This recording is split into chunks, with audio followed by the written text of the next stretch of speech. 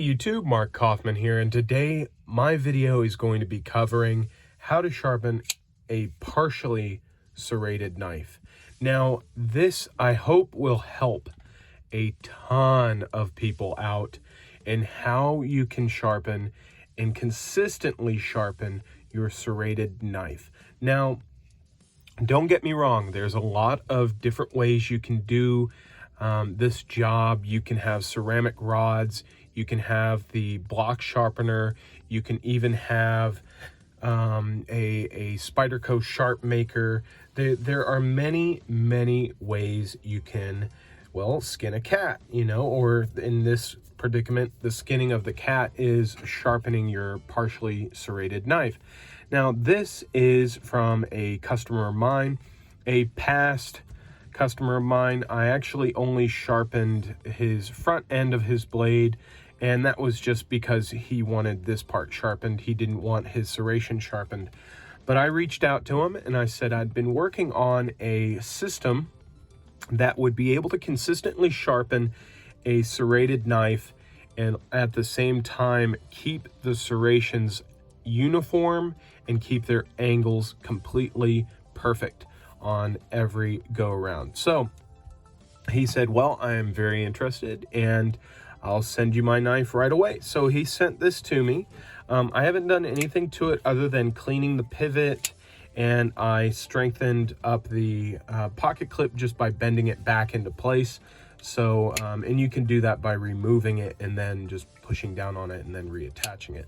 So next step on this is to remove our thumb stud. Now, I will be completely honest with you. This method will not work on a knife that you cannot remove the thumb stud. If the thumb stud is in the way of the sharpening path, this method will not work if your thumb stud cannot be removed. Now, this method is going to be revolving more around sharpening a Benchmade knife and a Spyderco knife. I think those are the most common knives that people may own with a serrated edge that will be able to be sharpened using this method. Now, that is the next step. You need to remove that thumb stud, and you need a T6 and a T6 bit, and you can just unscrew those two sides. I have yet to do that because I have yet to sharpen this. But in this next snippet, it is going to be me sharpening this knife, and I'm going to be explaining to you how I went about doing it. Now, this method takes a little bit of patience.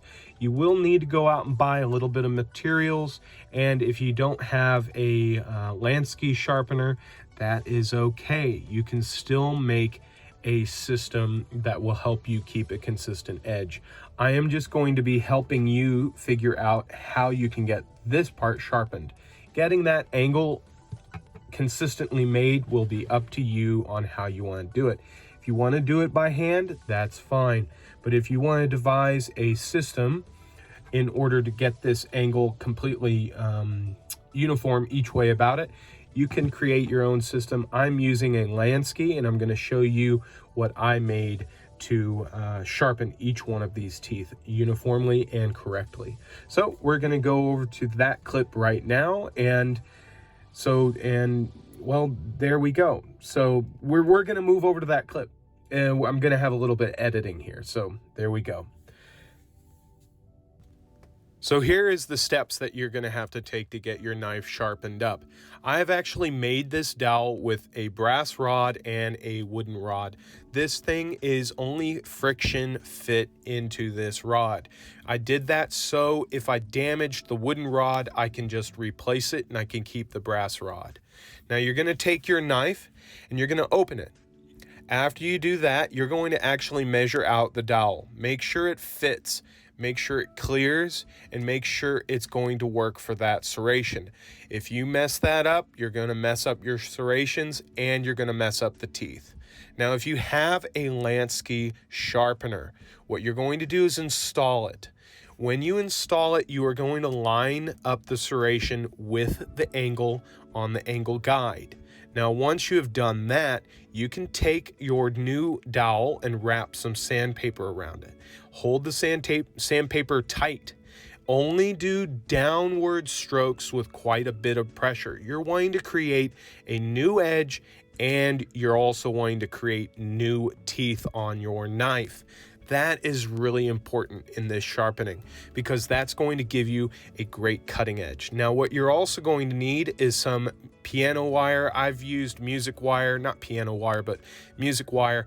And you are also going to wrap your sandpaper with that wire and then go down onto the other smaller serrations. Now, here I am going to demonstrate how I sharpen my serrated knives. Now, here I am putting a pretty heavy amount of downward force on a larger serration, and this is key. This is very important that you do this, because it's going to create that new edge and new teeth on your serrated blade. If you have a damaged blade, maybe you have to do it longer than that. Now, I actually flip the sandpaper over and then put some stropping compound on it. And then I repeat that process to strop up each serration that is there. Then after all of this, I knock off the burr that's on the other side, and then I strop up the knife. And that is how you can sharpen up partially serrated knives. Now, look, this is a lot of work, don't get me wrong. But if you take your time, get the right tools, and focus on that part of the knife, you will have a great product on your hands, and it will cut for a very long time. And we are back from the sharpening bench. Now, I have to be honest, this was not my absolute best work. I didn't have exactly all the right shaped dowels that I needed to get this perfectly back to where it needed to be. Also, I felt that if I went any further with the sharpening, that I would be removing a little bit too much material. So I may go about it a different way, but this, I hope, gave you a good idea of how you can sharpen your knife with that has partial serrations. Now, this is what the knife looks like now. So now we have a very nicely polished serration here, and the teeth are somewhat back. These teeth were in really rough shape. You can see that the owner tried to sharpen them on the backside. Don't ever sharpen this backside, because all that's going to end up doing is thinning out your teeth, and then you have to keep removing material to keep that serration going. So what we have here now is a really nicely polished serration in there, and those smaller serrations are also polished. Now, if I went a little further, I think it would bring those teeth a little further back into place, but I didn't have the right, now I don't really have a pointer. Do I want to use another knife as a pointer? Sure. If I had the right size dowel for these two teeth, those teeth would have been a little more pronounced, okay? But I did not, so I ended up using the same dowel as for these two teeth. Now, essentially, they're the same width, but the thing is these here take up more surface area versus these. So if you got a smaller one, it probably would have done a better job and probably made that belly just a little deeper. But that is what we're looking at after this whole thing is said and done. Now, I did sharpen up the back end of the blade here, and that came out real nice. And it's just, these serrations can be, the serrations themselves can be a very, very challenging thing. But I think with practice, of course, don't practice on a Benchmade, practice on a cheaper knife to get this down. But with practice and patience, these techniques can bring back a serrated knife no problem. Now, you can make your own system, but this is the system that I felt really worked for me and brought out a really good outcome on the other end. Now, This blade, sure, it's beat up. I would just say proper care of your serrations will keep them in great shape. But if you have a serrated knife that is in poor shape, you might even want to go about it this way. What you can do is take your dowel or rod with the sandpaper and just completely go across the blade on this side, so like this.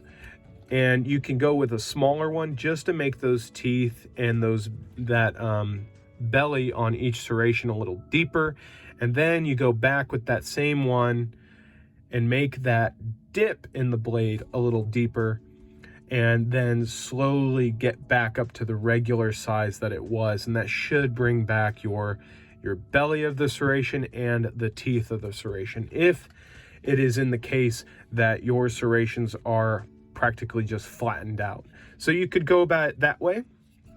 There's lots of different ways to sharpen your serrations, but I just wanted to put out a video on how I did it. Now, obviously, I haven't put the thumb stud back yet. This is just fresh off the bench, but I just wanted to show you guys what it looked like after all the work was said and done.